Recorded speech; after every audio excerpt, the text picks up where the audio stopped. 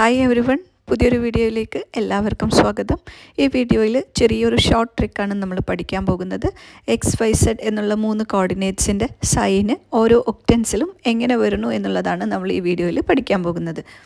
അതായത് നമ്മൾ ഈ 3 ഡയമെൻഷണൽ ജോമെട്രിയിൽ 8 ഒക്ടൻസിനെ കുറിച്ചാണ് പഠിക്കുന്നത്. ഈ 8 ഒക്ടൻസിലും നമ്മൾ XYZ കോർഡിനേറ്റ്സിൻ്റെ സൈൻ എന്ന് പറയുന്നത് ഡിഫറെൻ്റ് ആയിരിക്കും. ഒരു പോയിൻ്റ് എടുത്തു കഴിഞ്ഞാൽ അത് ഈ സൈനിനെ ഡിപ്പെൻഡ് ചെയ്തിട്ടാണ് നമ്മൾ ഏത് ഒക്ടൻറ്റിൽ വരുന്നു എന്നുള്ളത് പറയാം.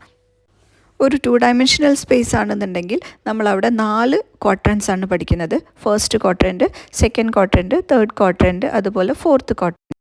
ഈ 4 ക്വാഡ്രൻറ്റിലും നമ്മൾ സൈന് എങ്ങനെയാണെന്നുള്ളത് നമുക്കറിയാം. ഫസ്റ്റ് ക്വാഡ്രൻറ്റിലാണെന്നുണ്ടെങ്കിൽ X കോർഡിനേറ്റും അതുപോലെ Y കോർഡിനേറ്റും രണ്ടും പോസിറ്റീവായിട്ടാണ് വരിക. പോസിറ്റീവ് എന്നാണ്. സെക്കൻഡ് ക്വാഡ്രൻറ്റിലാണെന്നുണ്ടെങ്കിൽ X നെഗറ്റീവും Y പോസിറ്റീവുമാണ്. സോ നെഗറ്റീവ് പോസിറ്റീവ് എന്നാണ് സെക്കൻഡ് ക്വാഡ്രൻറ്റിൽ വരിക. ഇനി തേർഡ് ക്വാഡ്രൻ്റ് ആണെന്നുണ്ടെങ്കിൽ രണ്ടും നെഗറ്റീവാണ്. എക്സും വൈയും രണ്ടും നെഗറ്റീവാണ്.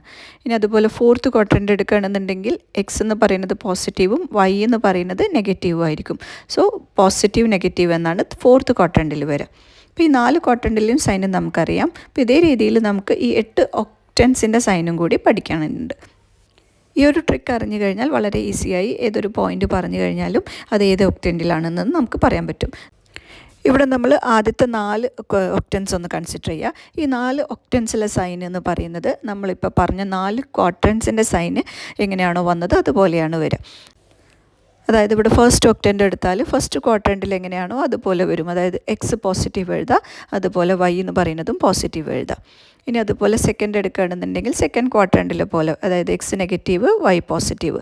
തേർഡ് എടുക്കുകയാണെന്നുണ്ടെങ്കിൽ Xും Yയും നെഗറ്റീവ്, ഇപ്പോൾ Xും Yയും നെഗറ്റീവ് എഴുതുക.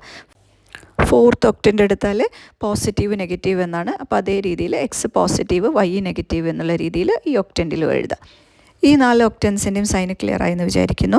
ഇനി അടുത്ത 4 ഒക്ടൻസിൻ്റെ സൈന് നമുക്കറിയണം. അതായത് ഈ 4 ഒക്ടൻസ് നമ്മൾ എങ്ങനെയാണോ എഴുതിയത് അതേപോലെ തന്നെയാണ് അടുത്ത 4 ഒക്ടൻസിൻ്റെയും സൈന് വരിക. ഇവിടെ എഴുതിയത് അതുപോലെ കോപ്പി പേസ്റ്റ് എഴുതിയിട്ട് അപ്പുറത്തോട്ട് എഴുതിയാൽ മതി.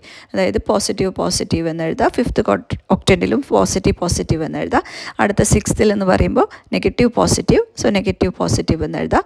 അടുത്ത തേർഡ് ക്വാഡ്രൻറ്റിൽ വന്നതുപോലെ ആയിരിക്കും അടുത്ത 7th ഒക്ടൻറ്റിൽ വരിക, നെഗറ്റീവ്. അതുപോലെ 8th പോസിറ്റീവ് നെഗറ്റീവ്, 4th വന്ന അതേപോലെ. ഈ 4 ഒക്ടൻസ് എഴുതിയിട്ട് അതുപോലെ ഇവിടെ എഴുതിയാൽ അടുത്ത 4 ഒക്ടൻസിൻ്റെ സൈനായി. അങ്ങനെ 8 ഒക്ടൻസിനും സൈൻ കിട്ടി. ഇനി ലാസ്റ്റത്തെ Z കോർഡിനേറ്റിൻ്റെ സൈനും കൂടി നമുക്ക് അറിയേണ്ടതുണ്ട്. Z എഴുതാൻ വളരെ ഈസിയാണ്. ആദ്യത്തെ 4 എണ്ണം നിങ്ങൾ ആദ്യം പോസിറ്റീവ് ആക്കിയിട്ട് എഴുതാം. ഫസ്റ്റ് 4 ഒക്ടൻസ് പോസിറ്റീവ് ആക്കിയിട്ട് എഴുതാം.